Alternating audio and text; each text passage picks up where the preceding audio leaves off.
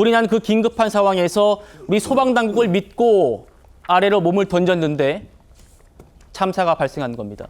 첫 번째 원인, 잡아주는 사람이 없었다. 그러니까 에어매트가 설치되어 있으면 이게 날아가지 않도록 옆에서 잡아줄 수 있는 그런 사람이 필요했다는 겁니다. 지금 보시는 게 이 에어매트인데요. 예, 지금 보시면 글자가 거꾸로 되어 있죠? 이게 지금 뒤집혀져 있다는 겁니다. 자, 지금 이게 현장 영상입니다. 투숙객이 8층에서 뛰어내린 이후에 에어매트가 고정되어 있지 않고 지금 보신 것처럼 거의 뭐 흩날린다고 할까요? 저렇게 지금 뒤집어져 있다는 겁니다. 영 교수님, 네. 에어매트 그 운영 규정이라는 게 또 있지 않습니까? 네, 있습니다. 여기에는 반드시 잡아줘야 한다거나 그런 규정은 없어요? 작년에 이제 그 소방 장비 기본 규격이 만들어졌고요. 예. 거기 이제 공기 안전 매트 기본 규격이 있는데 거기 보면 이제 최소 사용 인원수가 매트에 반드시 표시되어 있어야 한다. 즉 이것은 손잡이 잡아주는 구조자의 그 인원이 표시되어 있어야 된다는 얘기죠. 그러면 거꾸로 얘기하면 손잡이 잡아주는 사람이 있어야 된다는 얘기입니다. 그렇군요. 그러니까 안전을 일단 확보한 상태에서 사실은 이 화재 현장에서 최후의 수단으로 구조 장치로 사용되는 것이 이 매트거든요. 그렇죠. 에어매트거든요. 그렇기 때문에 이 매트가 무작정 뛰어내리는 것이 아니라 안전이 확보된 상황에서 이 구조자를 구조할 수 있도록 해야 되는 건데 네. 일단 어제 잡아준 사람이 없었다라는 것에 대해서 소방 당국은 인원이 부족했다. 인원이 부족했다. 이렇게 얘기를 하고 있거든요.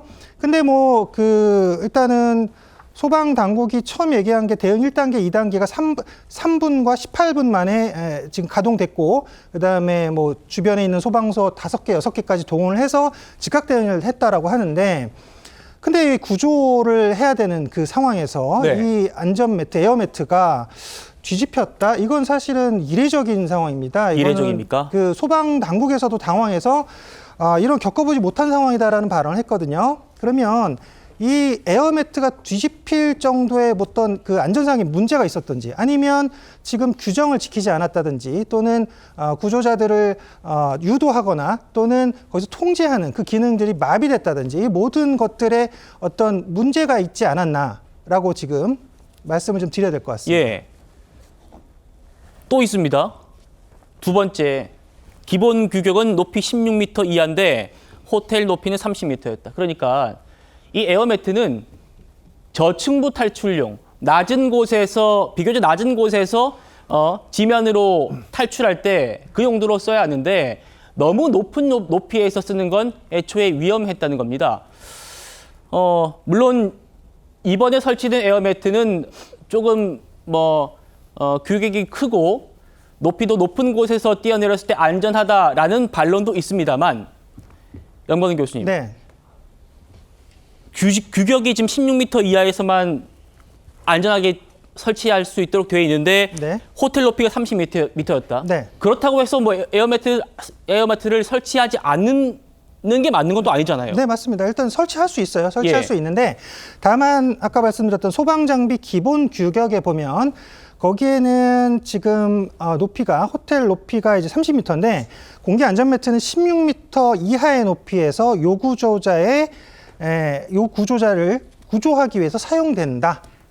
그렇게 되어 있거든요. 네. 그러면 지금 이 규정에 나오는 16m의 2배거든요. 여기가 지금 8층 높이 지금 4층이 없다 쳐도 7층, 예. 8층 높이인데 그럼 여기서 지금 2배의 높이의 지금 에어매트를 사용했다라고 하면 안전이 우선 확보됐어야 되는데 안전이 확보되지 않았다. 무사용 가능해요. 왜냐면 2018년도에 12층에서 투신을 했던 한 여성이 네. 뛰어내렸는데 생존하셨거든요. 그러니까 에어매트가 규격이 다 있어요. 5층 높이에 맞는 규격, 7층 높이, 그다음에 10층 높이, 15층 높이에 맞는 규격이 있는데 예. 소방 당국에서 말하기는 여긴 10층 높이에서 뛰어내려도 살 수 있는 규격의 매트를 설치했다. 가로 7.5m, 세로 4.5m, 3m의 높이다. 그래서 사람이 뛰어내려도 충분히 생존할 수 있도록 그런 매트를 충분한 규격 매트를 설치했다라고 하는데 그러니까 이번에 지금 설치된 에어매트는 규격이 잘못된 건 아니라는 거죠. 일단 소방 얘기에 의하면 네. 규격에 맞게 설치했다라고 하는데요. 이게 또 근데 더 들여다봐야 되는 게 그게 있습니다. 이제 우리나라에서 이 소방 안전 관련한 것은 한국소방산업기술원에서 네. KFI 검정을 하게 되는데요.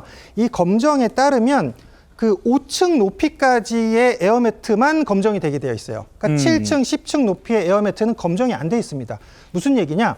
인터넷 그 쇼핑몰을 보면 기준이 다 달라요. 10층 높이에 대해서도 지금 크기라든지 그다음에 연속 대피 간격, 그러니까 사람이 뛰어내리는 간격도 있거든요. 예. 지금 어제 같은 경우는 2, 3초 만에 뛰어내렸기 때문에 사고가 커졌고 희생자가 네. 발생했는데 얘기가 지금 7층에서 10층 높이라고 우리가 기준을 잡게 되면 지금 연속 대피 간격, 그러니까 뛰어내리는 간격이 8초에서 25초 가량입니다. 최소 8초로 잡아야 되거든요. 네. 그러니까 이 모든 규정과 이제 이 지금 아까 말했듯이 어떤 연속 대피 간격도 제대로 지켜지지 않았지만 이 지금 에어매트에 대한 규정이 5m 지금 5층 높이까지밖에 규정이 안 돼 있다. 네. 그럼 그 이후 이상의 것들은 검정이 안 된 제품이다든지 아니면 규격이 다 다르다는 얘기예요. 그래서 이런 것들도 지금 이번 지금 안타까운 사고를 계기로 좀 에어매트에 대한 규격 그리고 현장에서 어떻게 매뉴얼을 적용해서 대응해야 되는지 이런 것들을 좀 정립할 필요가 있습니다. 알겠습니다. 그래서 지금 소방청에서 이번 그 사고를 계기로 에어매트 규정을 만들겠다라는 소식도 지금 전해지고 있습니다. 세 번째 문제점은요, 바로 이겁니다. 규정상 사용 가능 기간은 7년인데, 그러니까 이번에 쓴 에어매트가 기한이 지난 걸 쓴 것 아니냐는 거예요. 이번 에어매트를 봤더니 2006년 지급된 거랍니다. 무려 18년 전입니다. 규정상 7년 정도만 이 에어매트를 써야 되는데 이 에어매트는 18년 동안 썼다는 거예요. 영 교수님. 네. 그렇다고 또 이것도 이것만으로 문제는 아니라면서요.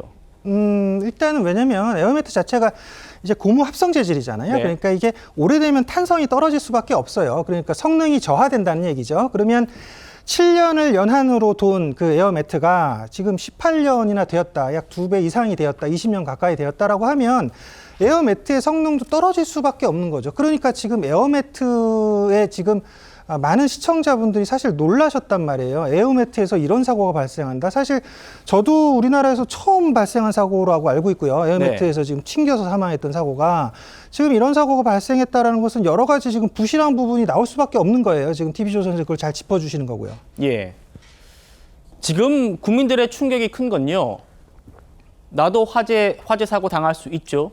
그런데 나를 구하러 온 이 소방당국이 펼쳐놓은 에어매트에 나 앞으로 뛰어내릴 수 있을까? 하는 겁니다. 에어매트 펼쳐진 걸 믿고 뛰었는데 이번 참사가 발생했기 때문이에요.